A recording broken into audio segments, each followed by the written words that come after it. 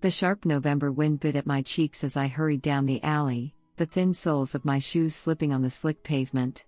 The city was still, an eerie calmness settling in after the evening rush. I'd just finished a late shift at the diner, my body aching from hours of standing, my mind numbed by the monotony of the day.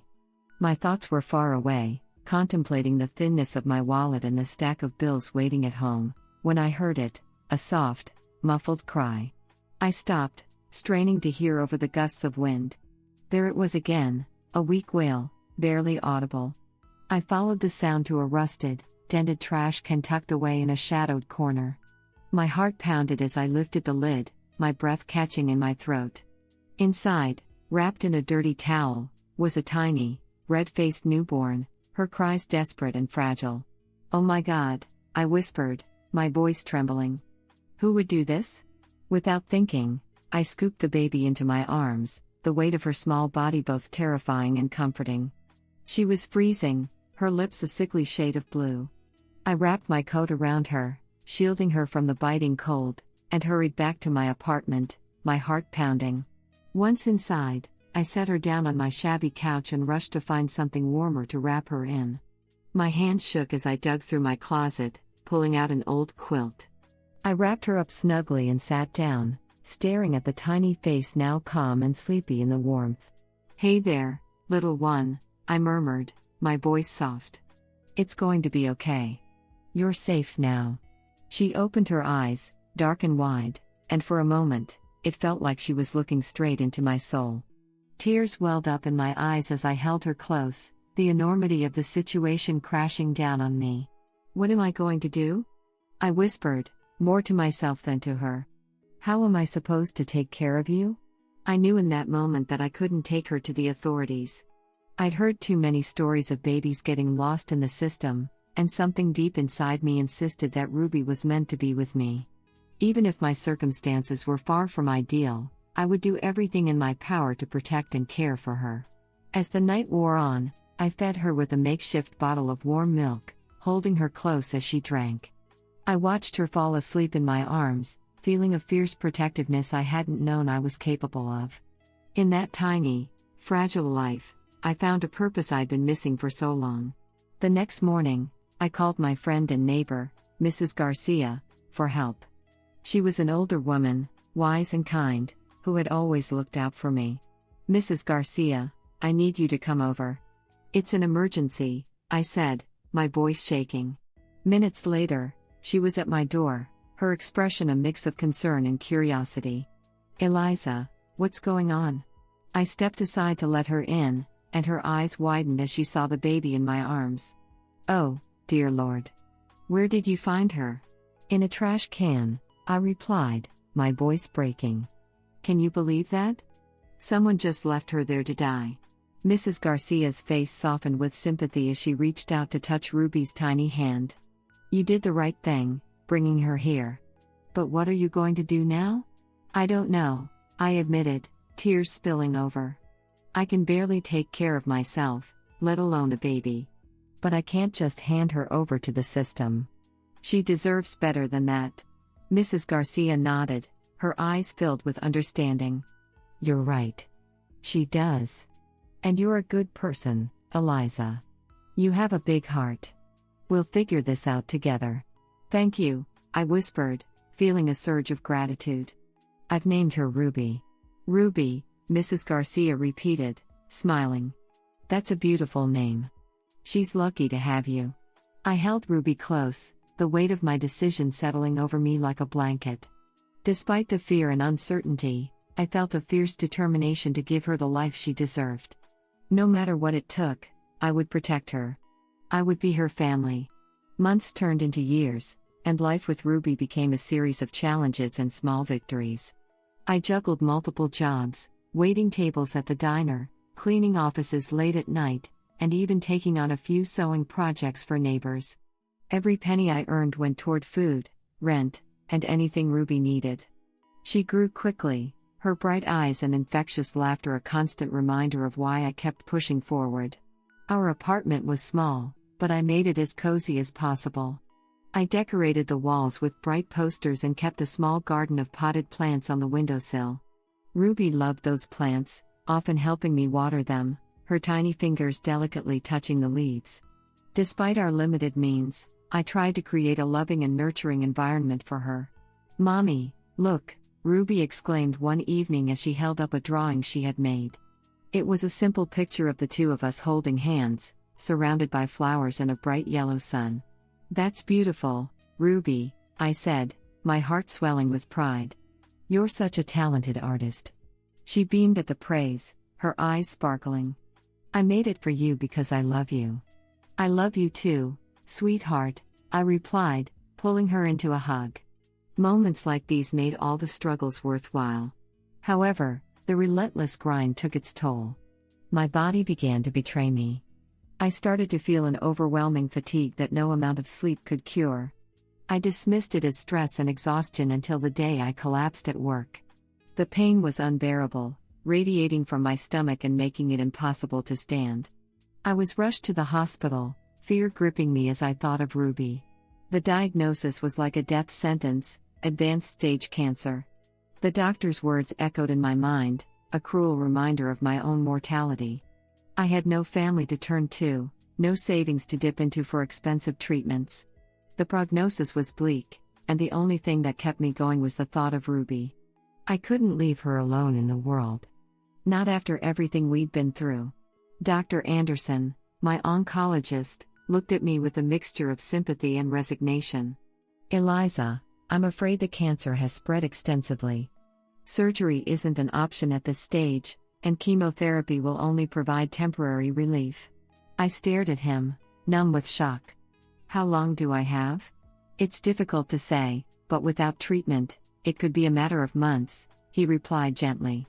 "With chemotherapy, perhaps a bit longer." I nodded, struggling to process the information.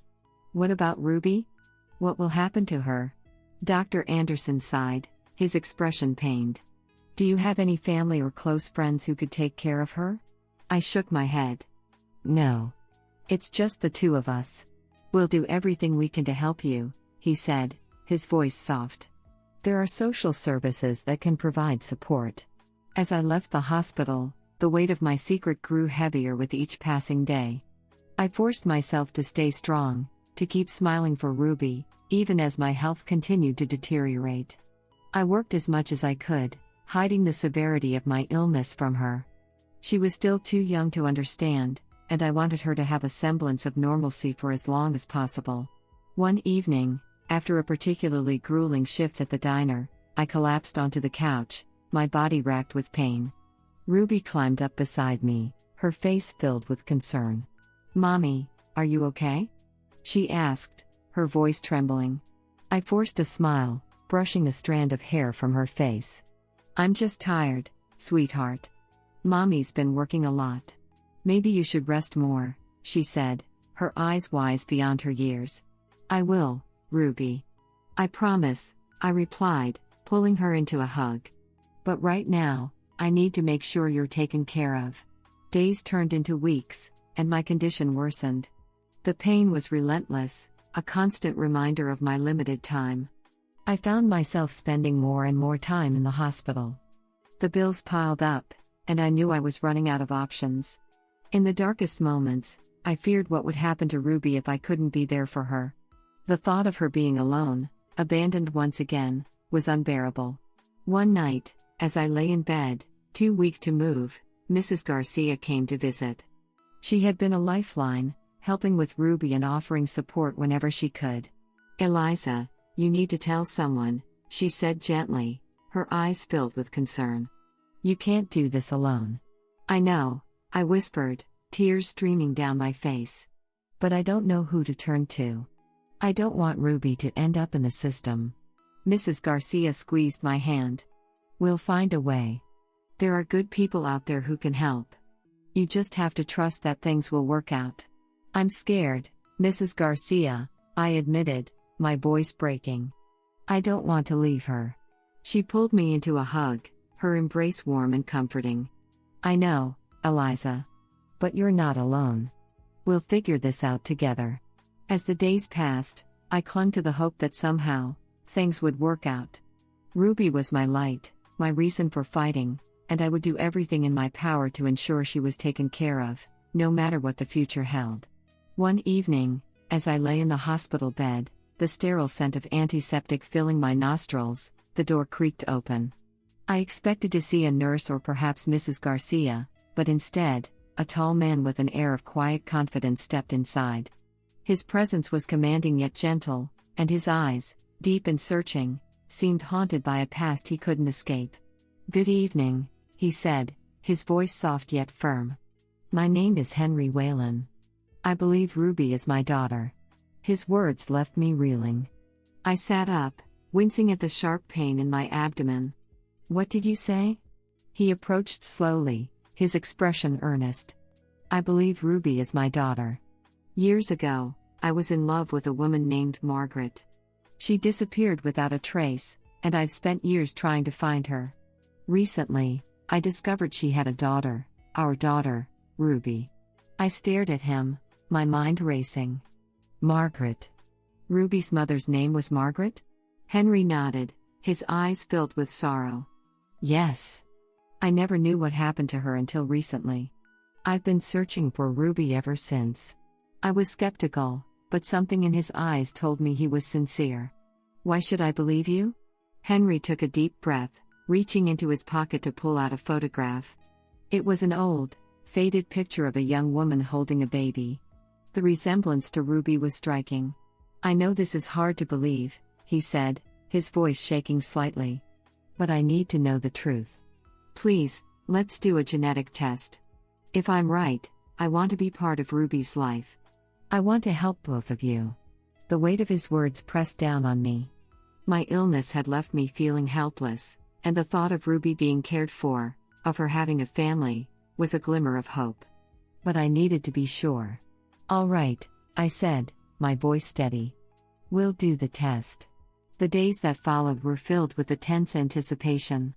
Henry visited the hospital regularly, bringing small gifts for Ruby and spending time with her. I watched as they interacted, the bond between them growing stronger with each passing day. Ruby was fascinated by him, her eyes lighting up whenever he walked into the room. One afternoon, as we waited for the test results, Henry and I sat together in the hospital room. Ruby was playing with the new doll he had brought her, completely absorbed in her own little world. "Tell me about Margaret," I asked, breaking the silence. "What was she like?" Henry's eyes softened as he spoke. "She was kind and gentle, with a spirit that could light up a room. We met in college, and I fell in love with her almost immediately. We had dreams of building a life together, but then she disappeared. I never knew why, and it broke me. Finding out about Ruby it was like getting a piece of her back." I nodded, understanding the pain in his voice. "She left Ruby at the hospital when she was born. I don't know why, but I found her a few days later, abandoned. I couldn't let her go into the system, so I took her in." Henry reached out, covering my hand with his. "You saved her. You've given her a life, a chance. For that, I'll always be grateful." The door opened, and Dr. Anderson walked in, holding an envelope. The air grew heavy with anticipation as he handed it to me. "Here are the test results," he said. "I'll leave you to read them in private." I opened the envelope with trembling hands, my heart pounding. The words on the page confirmed what Henry had claimed: he was indeed Ruby's father. Tears streamed down my face as I handed him the paper. "It's true," I whispered. "You're her father." Henry's eyes filled with tears as he looked at Ruby, who had wandered over to see what was happening. He knelt down, his voice breaking. "Ruby, sweetheart, I'm your daddy." Ruby looked at him, confusion and curiosity mingling in her eyes. "Daddy?" Henry nodded, tears spilling over. "Yes, my love. I'm your daddy." She stared at him for a moment, then wrapped her arms around his neck, burying her face in his shoulder. "Daddy," she repeated, her voice muffled. I watched them, a mix of emotions swirling inside me. Relief, joy, and a deep, aching sadness. Henry looked up at me, his eyes filled with gratitude. "Thank you, Eliza," he said, his voice choked with emotion. "Thank you for everything." As the days turned into weeks, Henry became a constant presence in our lives. He moved us into a comfortable apartment, ensuring that Ruby had everything she needed. He arranged for the best medical care for me, and though the treatments couldn't cure my cancer, they provided some relief and extended the time I had left. One evening, as I lay in bed, Henry sat beside me, holding my hand. "Eliza, I want you to know that I will always be there for Ruby. She will never be alone." I nodded, tears streaming down my face. "I know, Henry. And that's all I ever wanted." He squeezed my hand, his eyes filled with determination. "We're a family now. We'll get through this together." In the quiet moments, I found myself grateful for the strange twists of fate that had brought Henry into our lives. He was not only a father to Ruby but also a source of strength for me. Together, we faced the uncertain future, holding on to the love and hope that had carried us this far. If you like this story, please subscribe, like, click the bell, and leave a comment. Thank you in advance.